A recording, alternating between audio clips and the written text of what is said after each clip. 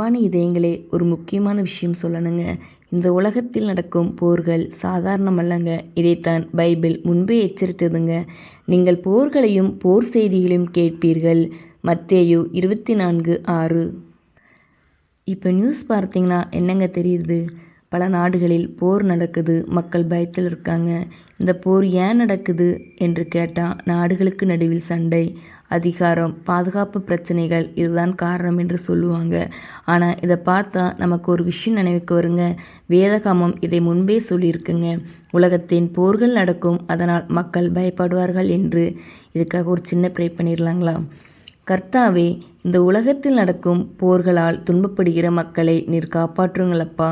போர் இருக்கும் நாடுகளில் சமாதானம் வரட்டும் ஆண்டவரே. பயத்தில் இருக்கும் குழந்தைகளையும் குடும்பங்களையும் நீர் பாதுகாத்தருளும் அப்பா. இந்த உலகத்தில் மீண்டும் அமைதி வரட்டும்.